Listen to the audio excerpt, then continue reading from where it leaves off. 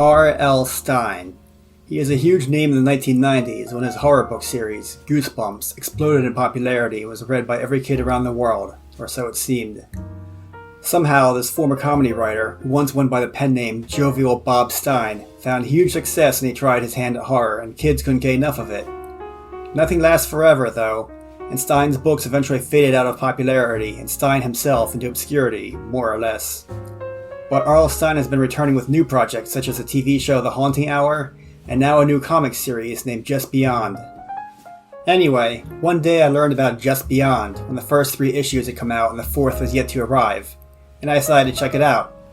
The title made it sound like some kind of continuing storyline, maybe involving an alternate universe just beyond our own. Well, let's take a look. The first book in the series is titled Scare School. Corny, I know, but it actually begins very intriguingly.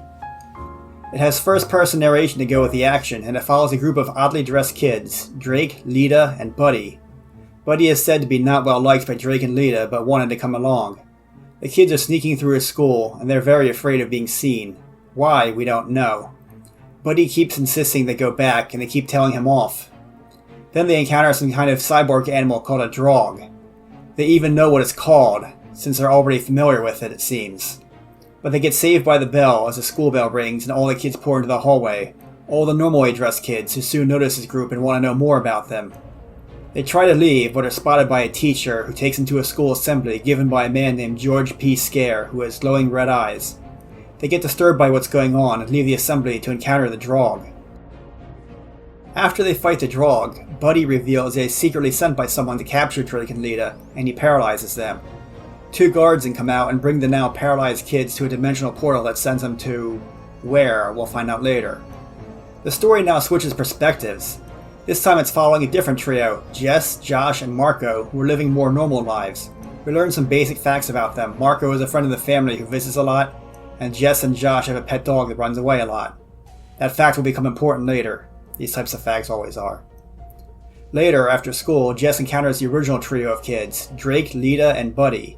She follows them, randomly encounters one of her teachers dressed suspiciously, and then goes to the auditorium for the school assembly, where the chaos going outside is kind of hard to ignore. Later still, they discover the defeated drog. Defeated, but not dead. After some stuff happens, the drog wakes up and, instead of attacking them, runs past them, as if it's hunting something else. Jess, Josh, and Marco follow it out of curiosity, leading them to a portal that takes them to another world. Maybe they've gone just beyond. They find themselves in a different school, one where all the kids are all dressed in white. Also, this school has what appears to be an alternate universe version of their own school's teachers and principal. They make a break for and go out the front door, only to find themselves staring at an endless void. This alternate universe school exists in the middle of nowhere. The kids are trapped in it.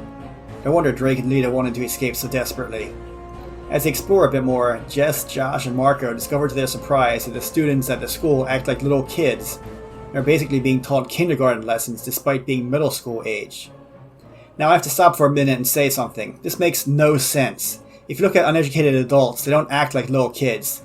They act like adults who just happen to not know how to read or not know basic facts like the fact that the Earth revolves around the sun. Though, come to think of it, there's a whole subculture of adults that don't believe the Earth revolves around the sun. That's pretty disturbing. Back to the story.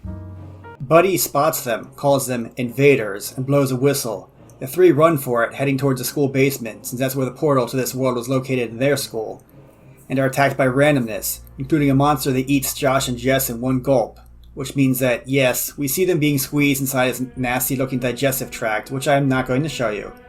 If you really want to see that so badly, go buy the comic. But what happens next is the creature spits out Josh and Jess, and they, along with Marco, are put in detention in a strange school, which is actually a prison, where they meet Drake and Lita. Drake and Lita explain that somehow, Principal Scare discovered his school connects to an alternate universe, and he is paranoid about too many invaders from one world crossing over to the other, which will somehow cause the reality to explode or something, I guess.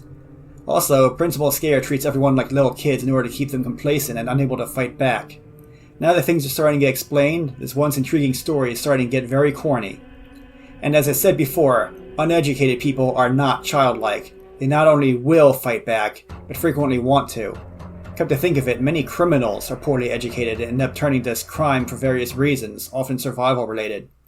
I find it hard to believe that if someone were to run a school that kept all the kids in there as prisoners forced to take kindergarten level classes at the age of 12, that the kids wouldn't eventually start rebelling, as Drake and Lita did when they escaped and crossed over to the real world.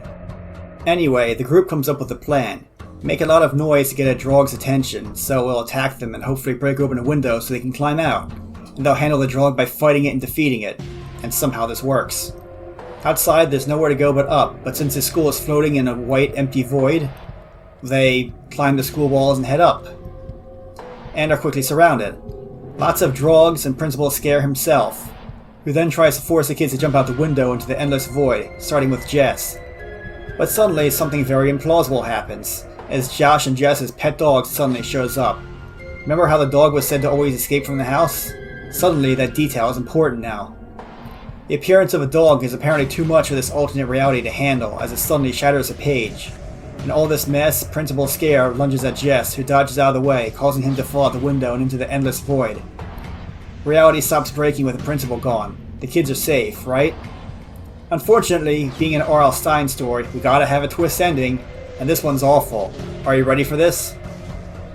It turns out that this weird school has a rule, where there's a designated leader who runs it. And with the principal gone, that makes Lita the new leader. Why? I don't know. Also, the two kids from this reality are also apparently evil, and want our main characters to stay in their school forever because they're evil. Because R.L. Stine twist. What a horribly stupid twist. It doesn't totally ruin the comic for me, but I pretty much have to pretend it didn't happen in order to enjoy the story. Because it actually was, up until the end. Also, that ending caught me off guard for another reason. It occurs nearly 2/3 into the book. The rest of the comic is previews of additional comics, character design artwork, and behind-the-scenes drawings. I was not expecting such an abrupt ending, never mind such a stupid one. But you know, this is a story from the same guy who once wrote a book where a kid finds out that he is secretly a dog who's turned into a kid for most of his life. And if those are the types of plot twists Stine likes to write, well, it's not a good sign for this comic series.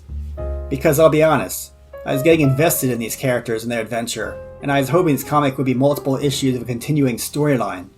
Instead, each issue is a self-contained story with its own twist ending, so if I end up liking a particular story or characters, I can't stay invested for too long.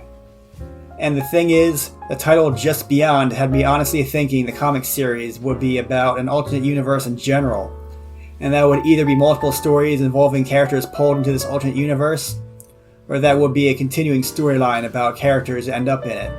Instead, it's nothing like that. It's really just Goosebumps version 4 in comic form, for better or worse. And yes, I said 4, because there are 2 attempts at a Goosebumps revival series, that I know of at least. Ultimately, despite its stupid twist ending, I liked issue 1 a lot. It has a type of suspense and mystery and danger that I love.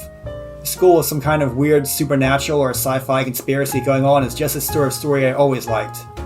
And this issue tells a pretty fun version of that, despite its problems. Some of the answers given to the mystery were pretty stupid, and the whole middle school students act immature because they're given lessons meant for little kids aspect is ridiculous.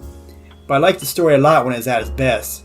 Unfortunately, Stine just had to Stine up a good concept with his usual dumb twists and storytelling flaws, just when I was having fun. I still found it enjoyable otherwise.